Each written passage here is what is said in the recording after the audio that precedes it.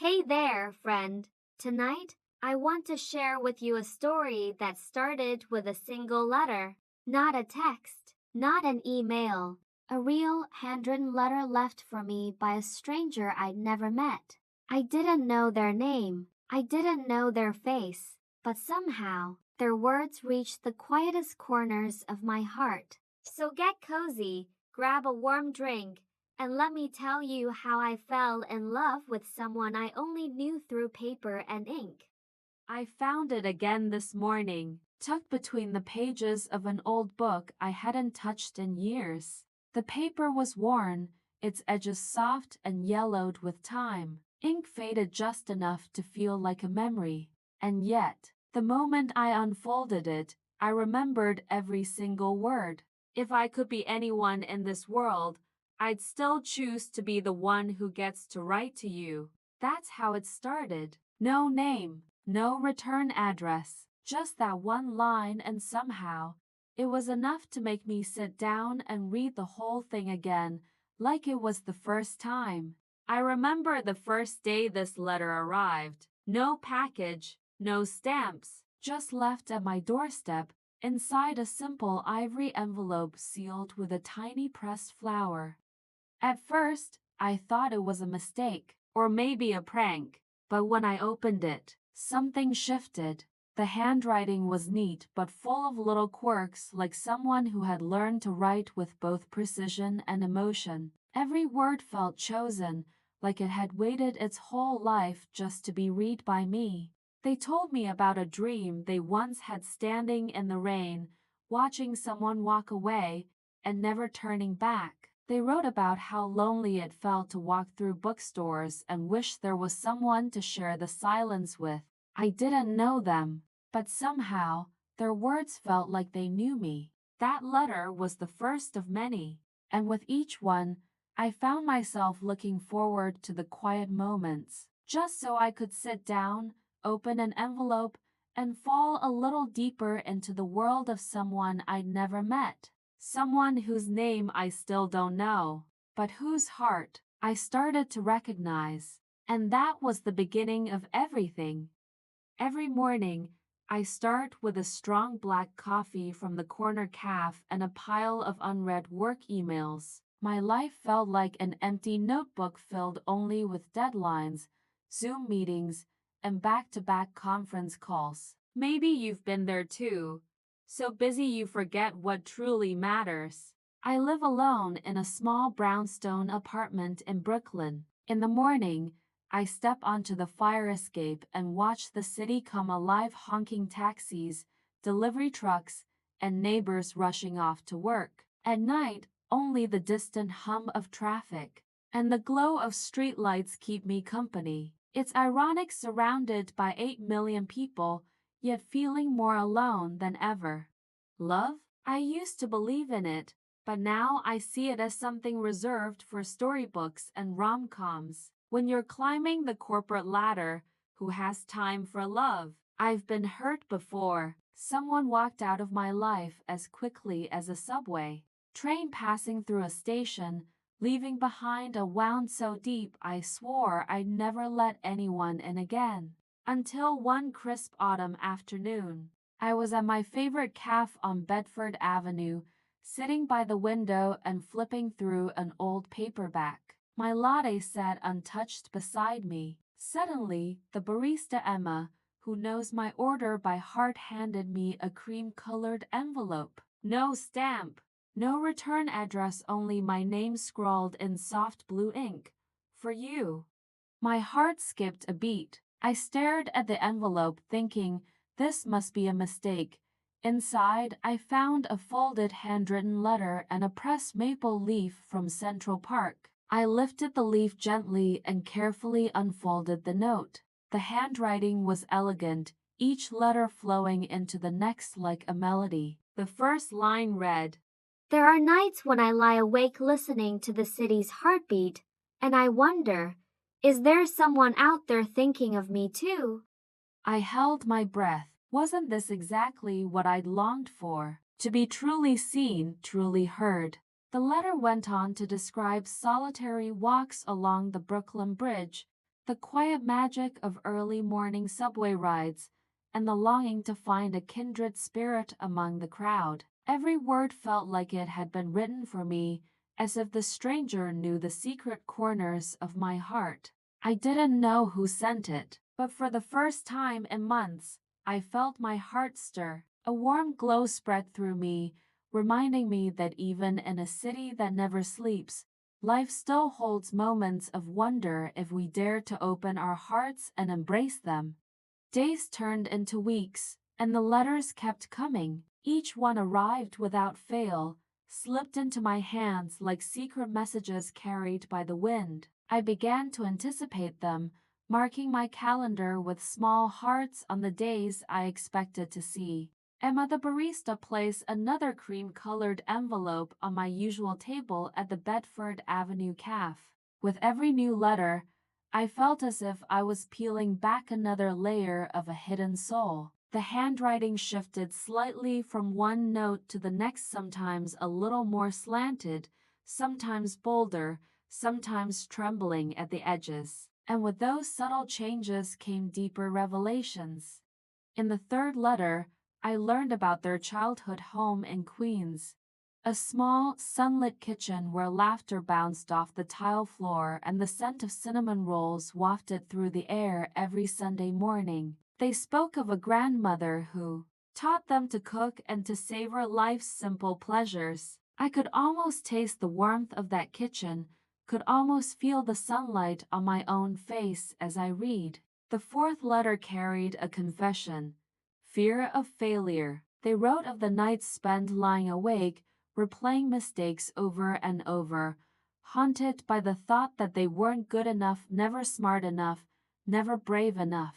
My heart clenched, reading those words, because I recognized that ache. I too had felt the sharp sting of self-doubt, the endless loop of not enough. In that moment, I realized we shared the same quiet insecurities.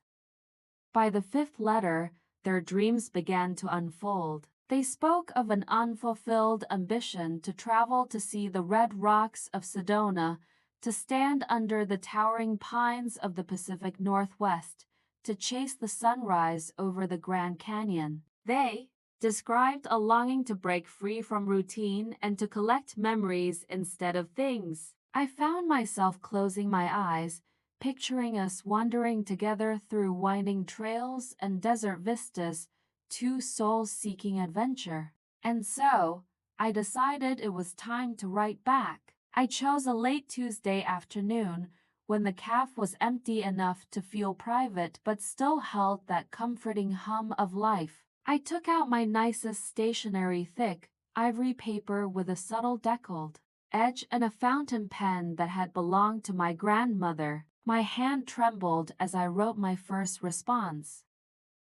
Dear stranger, thank you for inviting me into your world. Your words about your grandmother's kitchen made me smile. I too have memories of my grandmother's Sunday pancakes. I understand that fear of not being enough, it's a shadow I know well. But please, believe this.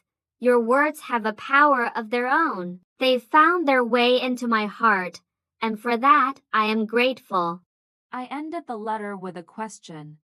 What is the one place you most want to see, and why? Then I slipped the folded paper into a matching cream envelope, sealed it with a small dab of wax rose-scented, just like the one they had pressed on their own letters, and wrote "For you" in soft blue ink. But where to leave it? I couldn't risk it getting lost in the mail. So I chose our secret drop spot, the little brass mailbox mounted on the wall near the cafe's back door, the one no one ever seemed to notice. I slipped the envelope inside, my pulse quickening as I imagined their surprise when they discovered it.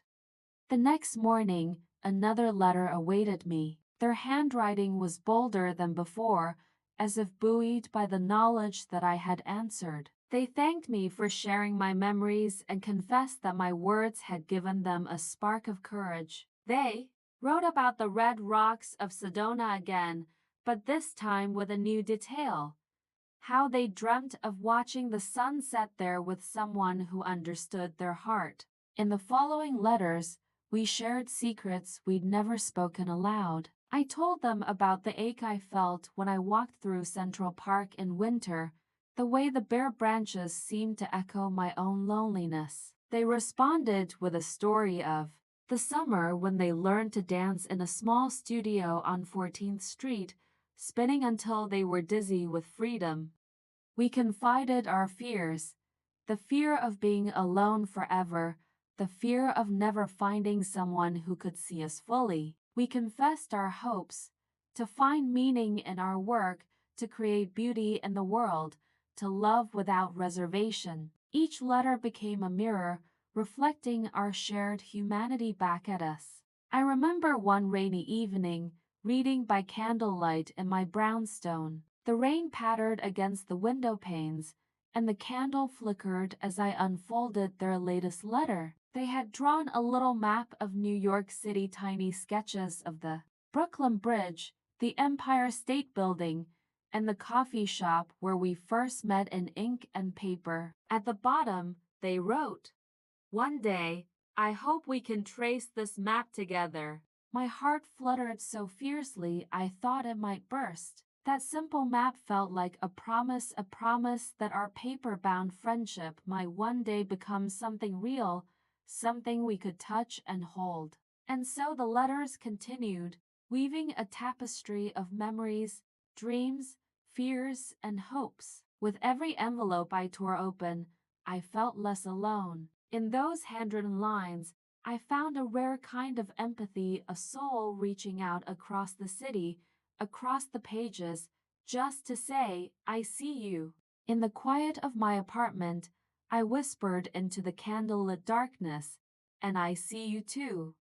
And then silence. One morning, I walked into the cafe and waited for the familiar cream-colored envelope. I traced my usual spot by the window with my eyes, half expecting Emma to appear with a gentle "Here you go," but there was nothing. No envelope. No pressed leaf. Just my untouched latte and the soft hum of conversation around me. I felt a flutter of panic. Surely it was just one missed day. Maybe the barista was busy, or the letter was delayed. But the next day, still nothing. And the day after that. Each morning I arrived with hope that dissolved into confusion and longing. The absence of those letters felt like a missing heartbeat. Back in my apartment, I found myself restless. I replayed every word I'd ever read, every curve of ink that had bared a piece of that stranger's soul. I leafed through the stack of past letters, seeking comfort in the familiar rhythm of their handwriting, but all I felt was the ache of not knowing why they had stopped. I realized I had to do something. I needed answers, or at least a clue. I couldn't sit and wait for a letter that might never come. So I began combing through each note, searching for hidden meanings in the margins. Maybe a stray coffee stain, shaped like a map, or a particular phrase hinting at a favorite cafe or street corner. On the third letter, the one describing their grandmother's Queen's kitchen, I noticed a faint smudge of ink at the bottom right corner. It looked like the tip of a train timetable, the letters line 7 barely legible. My pulse quickened. Line 7, the Flushing line. Could they be living near one of those stations? Could that be the reason they spoke so often of Queens? Fueled by both hope and apprehension, I decided to visit the Queensboro Plaza station the next afternoon. I rode the 7 train from Manhattan, clutching the letter in my hand like a lifeline. The station was bustling, commuters rushing by, announcements echoing overhead, but I felt the hush of anticipation in my chest. I scanned the platform signs, imagining that my stranger might be among the crowd. Of course, I didn't see anyone who looked like a pen and ink dream come to life. Still, the station smelled faintly of coffee and old tile, echoing the cafe where our story began. Disappointed but undeterred, I retraced my steps to Brooklyn and turned to the letters again. It was then that I noticed something I'd overlooked. a small doodle of a book spine in the margin of the letter about fear and self-doubt. The spine was labeled The Shadow of the Wind. My heart skipped. That's a novel sold at the old bookstore on Fifth Avenue in Park Slope, the one with the ivy-covered faud and the brass bell that jingles when you enter. The next day, I found myself standing before that bookstore. The bell tinkled as I pushed open the heavy wooden door, and the scent of aged paper and dust enveloped me. I wandered the narrow aisles, trailing my fingers along leather-bound volumes, until I found the shelf marked Mystery and Classics. There, nestled between two copies of Rebecca, was The Shadow of the Wind. I pulled it out and opened to the back cover, where I discovered a folded photograph tucked inside. My breath caught in my throat. It was a black and white snapshot of a small bridge arching over a quiet canal. Venice? No, closer. The Brooklyn Heights Promenade, with its view of the Manhattan skyline in the distance, and standing on that promenade was a figure, tall silhouette against the water, holding what looked like a letter. My pulse thundered. Could this be the person who had written to me? Had they visited that spot, or was it simply a favorite memory they'd shared in words? I turned the photograph over. On the back, in the same flowing script, was a single line: "Meet me where the city meets the sky." My mind raced. The Brooklyn Heights Promenade, where the skyline meets the East River, where the horizon stretches endlessly. It was both a romantic spot and a public one. Would they dare show up? Or was this another gentle tease, another way to keep me guessing? I felt a twinge of fear. What if I arrived and no one was there? What if the photograph was simply a metaphor and I was reading too much into it? But more than fear was hope that our paper-bound friendship might finally step off the page. That evening, I couldn't sleep. I traced the outline of the promenade on a city map, marking the exact spot where I would wait. I packed my bag with a warm scarf, my grandmother's fountain pen, and a fresh stack of ivory stationery. If this was to be the moment of truth, I wanted to be ready. As I drifted into a restless sleep, I whispered to the darkness, "I'll be there." Because sometimes the most profound connections come not from certainty, but from daring to follow the faintest clue into the unknown. And I was ready to leap. The morning air was crisp, the sky painted in pale shades of dawn as I made my way to the Brooklyn Heights Promenade. My heart pounded with every step, equal parts hope and fear driving me forward. I arrived early, wrapped in my favorite scarf, clutching the photograph that had led me here. The city's skyline shimmered across the river, but all I could focus on was the promise scrawled on the back of that image: "Meet me where the city meets the sky." I chose a quiet corner beneath a lamppost, where the iron bench overlooked Manhattan. My palms were damp as I smoothed out the photograph, tracing the silhouette of the stranger so familiar, yet unseen. Minutes stretched into an eternity. The promenade's usual joggers and dog walkers passed by, oblivious to the momentous secret unfolding on that bench. Then I saw them. A figure approached, tentative but steady, tall, with an overcoat draped over one arm, and in the other hand, another cream-colored envelope. My breath caught. They stopped a few feet away, hesitation in their stance. I rose, heart in throat, and offered a small, nervous smile. "You came," they said softly, voice carrying that same warmth I'd come to know through ink and paper. "I promised I would," I replied, my voice barely above a whisper. They stepped closer, and for the first time, I saw their eyes deep hazel, flecked with gold. They looked both relieved and vulnerable, as if exposing themselves to the elements for the first time. I noticed a faint tremor in their hands. They handed me the envelope, their fingers brushing mine in a spark of electricity. "I'm sorry," they began, voice cracking. I've wanted to meet you for weeks, but their gaze dropped to the ground. I've been healing. I was afraid my own wounds would scare you away. My heart softened. I understand, I said. I've had my share of scars too. They nodded, gathering courage. I was also too shy. I thought if I stayed hidden, I could be brave enough to write. But meeting you in person is different.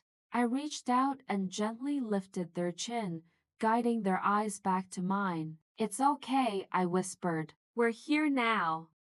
The wind from the river fluttered their coat, and I could see the tension easing from their shoulders. They took a steadying breath. I first noticed you at that cafe on Bedford Avenue. You always sat by the window, reading or writing. I wanted to talk to you, but every time I tried, my voice failed me. So I wrote instead.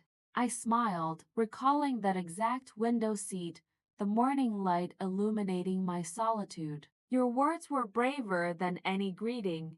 They chuckled softly, relief washing over their face. And your replies gave me hope I could speak to you one day. We sat together on the bench, the river stretching before us like an endless promise. They opened the envelope they'd brought inside was a fresh letter, the first of many we would now exchange in person. I read the opening line aloud. Dear you, thank you for meeting me where the city meets the sky. I've carried your words in my heart every day. As they spoke the words, I felt the final barrier dissolve. No more envelopes, no more shadows, just two souls standing face to face, ready to write the next chapter together.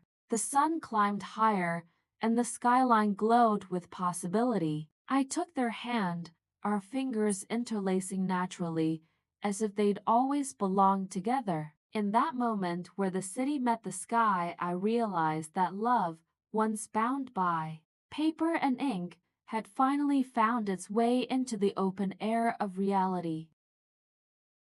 After that morning on the promenade, life unfolded not in grand declarations, but in soft, steady moments. We stopped leaving letters, not because we no longer had words, but because we no longer needed to hide behind them. Now, we spoke freely across cafe tables, during long walks through Brooklyn streets, curled up in bookstores with shared coffees and overlapping annotations in the margins. It was strange, at first moving from written confessions to spoken ones. There were stumbles and silences, moments when our tongues tripped over feelings our pens once delivered so effortlessly. But slowly, we found a rhythm. We learned each other in real time. I discovered the way he hummed when he read, the small scar on his wrist from childhood, the way his eyes softened when he looked at the river at dusk. He learned the sound of my laughter, my real laugh, not the polite one strangers got, the quiet joy found in mismatched socks, and the way I talked to books like they were old friends. We built something fragile but strong, a love not based on fantasy, but on mutual understanding and the shared vulnerability of two people who'd once poured their hearts into paper and found something real on the other side. We weren't perfect. There were days when shadows from the past would slip into our present, days when silence returned not as avoidance, but as healing space. And on those days, we'd simply sit together, saying nothing, letting our presence be the comfort that once came in envelopes. Eventually, he gave me the first letter, his very first one, the one that had started it all. He'd kept a copy. I held it like a treasure, the ink faded slightly at the edges, the paper worn from his hands. And one quiet evening, as we sat beneath the fairy lights on the fire escape of my apartment, I gave him one of mine in return. The one where I'd written, I don't know your name, but I trust you anyway. He read it slowly, reverently, like prayer.